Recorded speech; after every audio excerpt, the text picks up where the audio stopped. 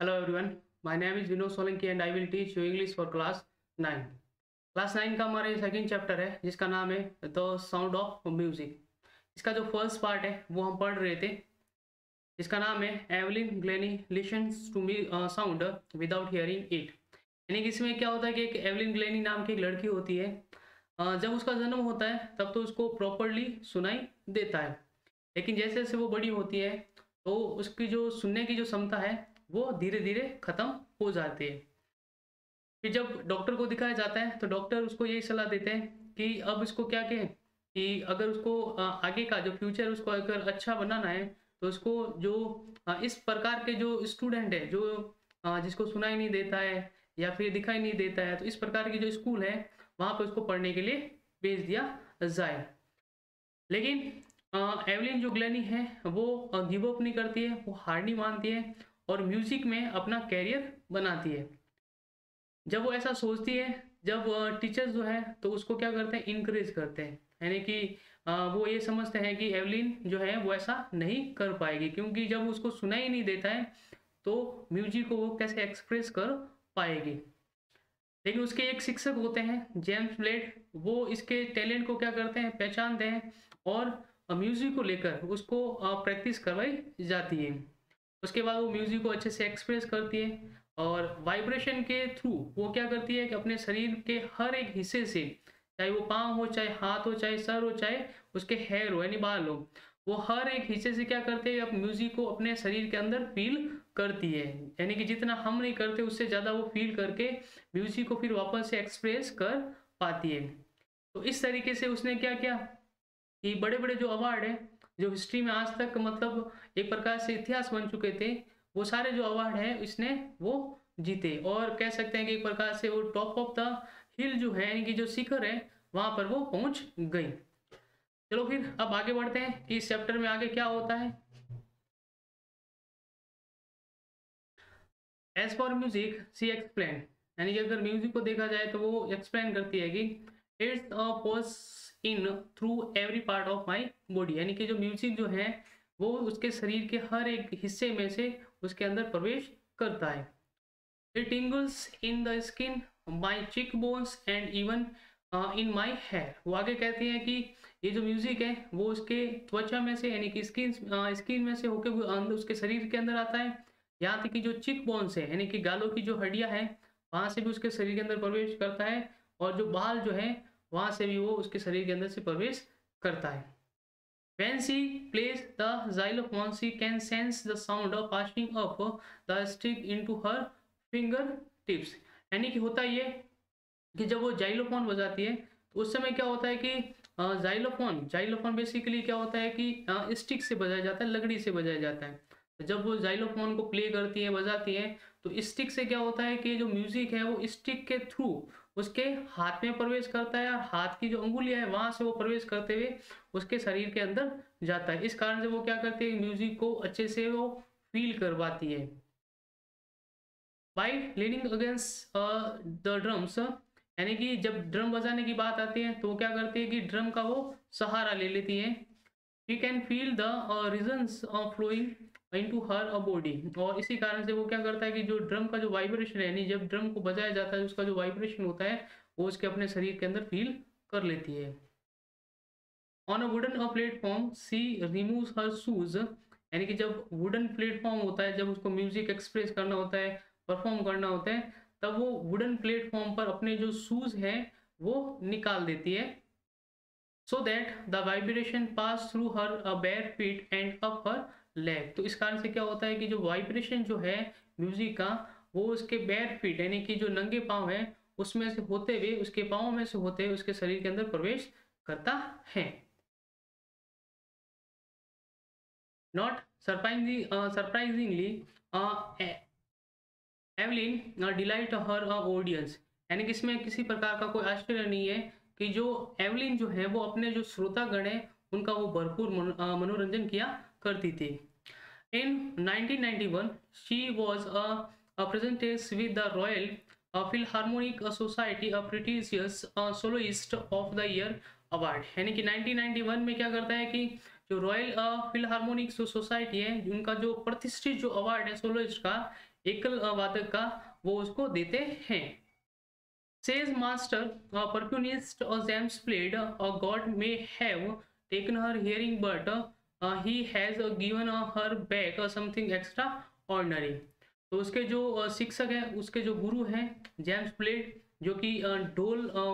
बजाया करते हैं, तो वो कहते हैं कि भगवान ने भले ही उसकी जो हियरिंग जो है, यानी कि जो सुनने की जो क्षमता है वो ले ली हो, लेकिन भगवान ने उसको कुछ एक्स्ट्रा ऑर्डिनरी जो है वो भी दिया है।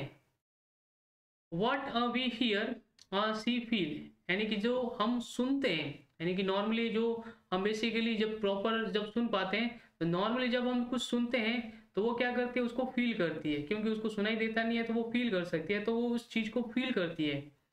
Far more deeply than any of us, यानी कि जितना हम डीपली जितना फील करते हैं या फिर सुनते हैं, उससे कहीं ज्यादा वो गहराई से फील कर लेती हैं। That is why she expresses music so beautifully, और यही कारण है कि वो म्यूजिक को इस प्रकार से या सुंदरता से वो एक्सप्रेस करती हैं। Evelyn confesses that she is something of a workaholic, यानी कि एवलिन जो है वो ये स्वीकार करती है, कन्फेसेस यानी कि स्वीकार करना,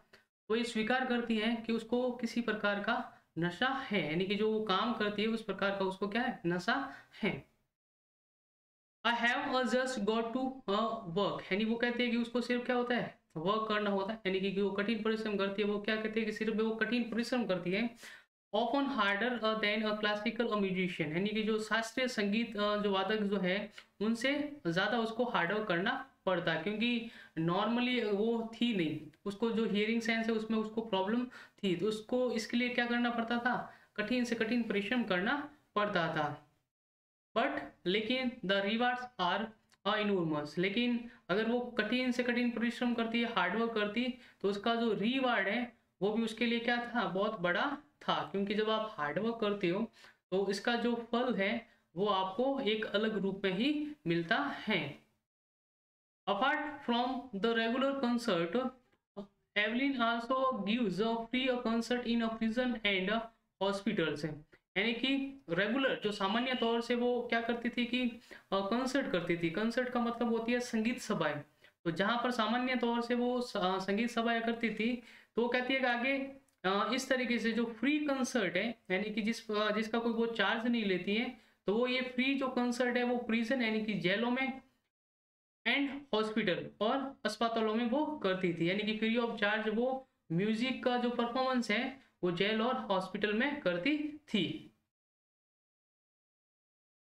she also gives a high priority to a classes for young musician, तो जो यंग म्यूजिशियन है यानी कि युवा जो म्यूजिशियन है, तो उनकी जो क्लासेस होती थी उनको वो हाई प्रायोरिटी पर रखती थी, क्योंकि नॉर्मली होता है कि उनको भी इंकरेज करना जरूरी है। ऐसा नहीं है कि भाई जब वो फेमस हो जाएंगे तब तो उसको सब सुनेंगे, लेकिन जब वो स्टार्टिंग में जब वो म्यूजिक को एक्सप्रेस करते हैं, म्यूजिक को सीखते हैं, तो उस समय क्या होता है कि उनको इंकरेज करना बहुत जरूरी होता है। तो एवलिन क्या करती थी कि उन युवा म्यूजिशियन को वो एक हाई प्रायोरिटी पे रखती थी, उनको इंकरेज वो किया करती थी। And रिचलिन of the Vinod बिथोवन fund for def children says, यानी कि जो एन रिचलिन जो है, जो कि बिथोवन फंड्स फॉर डेफ चिल्ड्रन की वो कह सकते हैं कि एक प्रकार से वो हायर कुछ है। तो ये एवलिन जो सॉरी एन रिचलिन जो है वो ये कहते हैं कि she is signing inspiration for a deaf children, यानी कि जो गूंगे बच्चे हैं, जो कह सकते हैं कि कह सकते हैं सुन नहीं सकते, या फिर डेफ डेफ जो होते हैं बहरे, जिनको सुनाई नहीं देता है, तो उनके लिए वो क्या एक प्रकार से साइनिंग जो इंस्पिरेशन होती है, यानी कि एक स्वर्णिम कह सकते हैं कि इंस्पिरेशन एक प्रकार से कि आगे जाने के लिए कोई ना कोई एक तरीका होता है कि आपका कोई ना कोई रोल मॉडल होना चाहिए। तो ये उन बच्चों के लिए जो बहरे हैं, सुन नहीं सकते, तो उनके लिए एक ये इंस्पिरेशन थी।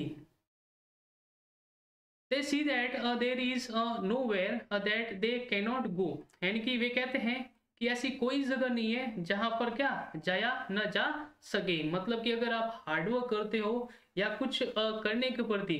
आप तत्पर हो, उसके लिए आप चाहे कुछ भी करना पड़े आप कर सकते हो, जितना हार्डवर्क करना पड़े कर सकते हो। तो ऐसी कोई जगह नहीं है कि आप वहां तक नहीं पहुंच सकते। बस आपकी जो लगन है, आपका जो हार्डवर्क है, वो उस काम के प्रति होना चाहिए।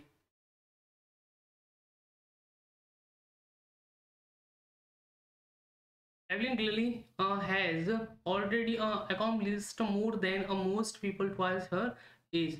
अब एवलिन ग्लेनी जो है, उनसे जो बड़े उम्र के जो लोग हैं, जितना वो अचीव करते हैं उससे ज़्यादा उसने इतनी सी एज में, यानी कम एज में उसने प्राप्त किया। She has brought